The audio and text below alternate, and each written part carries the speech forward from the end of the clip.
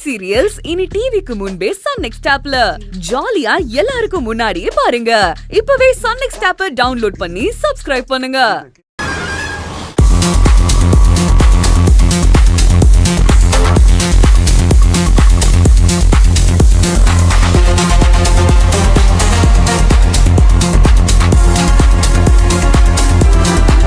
வாமா சாப்பிடுவோமா? இருக்கட்டுங்க.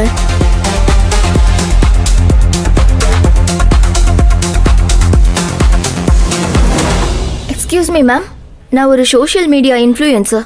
உங்க கடைக்கு ஒரு ஃபுட் ரிவ்யூ பண்ணி தரேன். ஃபுட் ரிவ்யூ இப்போதும் வேணாங்க, அதெல்லாம் தேங்க்ஸ். என்ன மேடம், ஏன் அப்படி சொல்றீங்க? நீங்க எங்க கடையில் இதுக்கு முன்னாடி சாப்பிட்ருக்கீங்களா? இல்ல மேடம், வழியில பார்த்தேன். சரி, பார்த்து அப்படியே ஒரு ரிவ்யூ போடலாமேன்னு வந்தேன். எனக்கு 70K ஃபாலோவர்ஸ் இருக்காங்க. 1 மில்லியன் வியூஸ் போகும். உங்க கடை மதுரையிலே ஃபேமஸான ஃபுட் ஸ்பாட்டா மாறிடும். ஆனா இப்போதைக்கு ஃபுட் ரிவ்யூல அதுவும் வேணாங்க. நீங்க வேணா ஒன்று பண்ணுங்க, எங்க கடையில சாப்பிட்டு பாருங்க, பிடிச்சிருந்தா ஆனஸ்டா ரிவ்யூ கொடுங்க. என்ன மேடம் இப்படி சொல்றீங்க? இப்பெல்லாம் டேஸ்ட் பார்த்தா ரிவ்யூ எடுக்கிறாங்க. ரிவ்யூ பார்த்து கடைக்கு போயிட்டு நல்லாவே இல்ல, கன்றாவியா இருக்குன்னு திட்ட கூட செய்வாங்க. இதெல்லாம் ஒரு மேட்டரே இல்ல. அவங்கள சொல்றதுக்குள்ள எங்க பிசினஸ் பக்காவா செட் ஆயிடும். உள்ள இருக்க கண்டென்ட்டை விட வெளியே இருக்க பேக்கேஜ் தான் முக்கியம். படம் மொக்கையா இருந்தா கூட ஆடியோ லான்ச், ப்ரொமோஷன் சொல்லி ஹைப் பண்ணி படம் ஓடுற 2வது நாளே சக்சஸ் மீட்னு கொண்டாடுறது இல்லையா? இதெல்லாம் ஒரு மார்க்கெட்டிங் ஸ்ட்ராட்டஜி மேடம். ஐயோ இல்லங்க, நீங்க சாப்பிட்டு பார்த்து சொல்றதா இருந்தா சரி, இல்லனா வேணாம். யார் சித்தி இவங்க? என்னாச்சு? அவங்க ஏதோ சோஷியல் மீடியா இன்ஃப்ளூயன்சரா நம்ம கடையை ரிவ்யூ பண்ணணும்னு வந்திருக்காங்க. பண்ணலாமே, நல்ல விஷயமாச்சு. இல்ல தர்ஷினி, அவங்க சாப்பிடாமலே ரிவ்யூ பண்றேன்னு சொல்றாங்க. நம்ம கடையில சாப்பிட்டு பார்த்துட்டு தானே ரிவ்யூ பண்ணணும். மேம், நானே போடுறேன்னு சொல்றேன். உங்களுக்கு என்ன மேம் பிரச்சனை? ஜஸ்ட் ஒரு 10K கொடுத்தா போதும். என்னது, காசு கொடுத்து ரிவ்யூ பண்ணணுமா? ஆமா, இப்ப அதானே ட்ரெண்ட். இல்லங்க, இதெல்லாம் வேணாம். நாங்க எங்க பிசினஸ் ஆர்கானிக்கா க்ரோ ஆகணும்னு நினைக்கிறோம், அது போதுங்க. அதெல்லாம் இந்த காலத்துல ஒர்க் அவுட் ஆகாது மேடம். இப்பெல்லாம் சாப்பிட்றதுக்காக வரவங்களை விட சோஷியல் மீடியால போஸ்ட் போடுறதுக்காக வரவங்க தான் அதிகம். ஹேஷ்டேக்ல தான் பல பேர் வாழ்க்கையே ஓடிட்டு இருக்கு. ரிவ்யூ பார்த்துட்டு வந்து 10 ரூபாய்க்கு சாப்பிட்டு லைஃப் இஸ் பியூட்டிஃபுல்னு ஹேஷ்டேக் போடுவாங்க. ரிவ்யூ இல்லாம யாரும் வரமாட்டாங்க மேடம். பரவாயில்லைங்க, பாத்துக்கலாம். நான் மேம், உங்க கடையை பத்தி கேள்விப்பட்டோம். எல்லாரும் நல்லா இருக்குன்னு சொன்னாங்க. டிஃபன் ரெடியா இருக்கா? சாப்பிடலாமா? மேடம், உடனே பார்க்காதீங்க. இதெல்லாம் மினிமல் க்ரௌட் தான். நான் தமிழ் சோறு பை தமிழ் பெண்கள்னு vlog போட்டேன்னா லைக்ஸ் அள்ளும், கூட்டம் பிச்சுக்கும். பரவாயில்லைங்க, நீங்க வாங்க, எல்லாம் ரெடியா இருக்கு. சக்தி, நான் உள்ள இருந்து எடுத்து வைக்கிறேன், நீ போடு.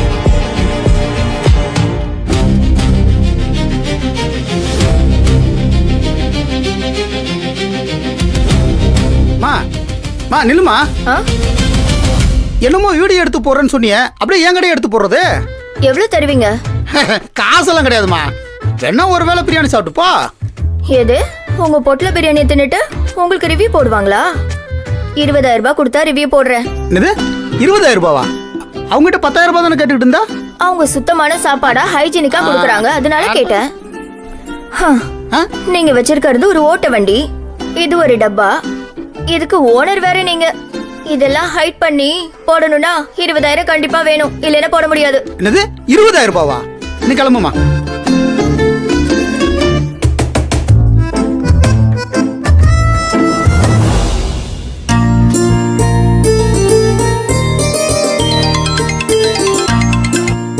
சொல்லு. அக்கா, எல்லாம் ரெடியா? கிளம்பிட்டீங்களா? அந்த கிளம்பிட்டோம்.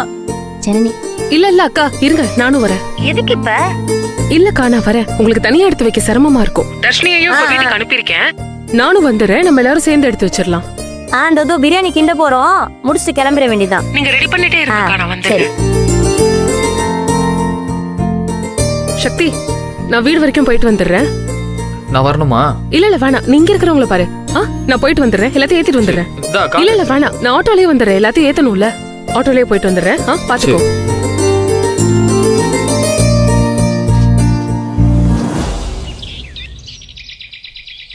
தேடும் கண் தவிக்க உன்னை நான் பிடிக்க தேடும்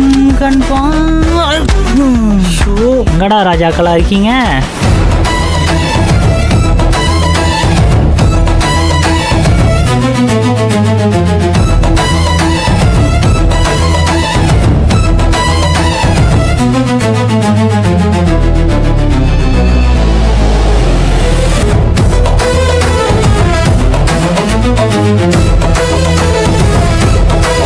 கண்ணுங்களா ஏன் செல்லுங்களா எங்க இருக்கீங்கோ? ஏய் ஹாய் சித்தி. என்னடி இப்பதான் உன் சித்தி ஃபோன் பண்ணா அதுக்குள்ள மின்னல் மாதிரி வந்துட்ட. சரி இப்படி நில்லு, ஓரமா நில்லு. பிரியாணியை திறக்க போறாங்க. உங்க அப்பா தாட்டு ரசிச்சு செம்மையா இருக்கே. பயங்கர கெடுபிடி.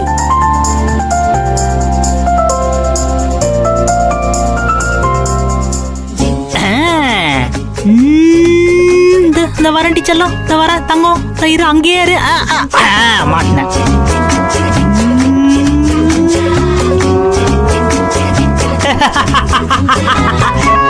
Success number 1.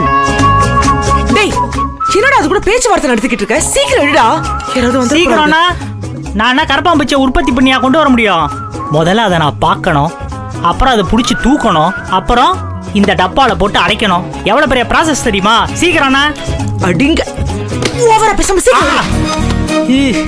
புரியுது அறிவு, புரியுது. உன் அவசரம் எனக்கு புரியுது. அந்த ட்ரக்கு சம்பவத்தை மனசுல வச்சு தானே பேசுற நீ. கவலைப்படாத அறிவு, அதுல விட்டத இதுல பிடிக்கிறேன்.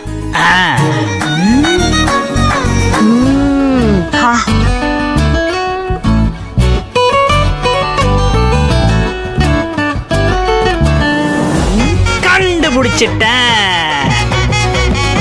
மாட்டினேன். அறிவே நம்பர் 2. அதான் நானும் சொன்னேன்.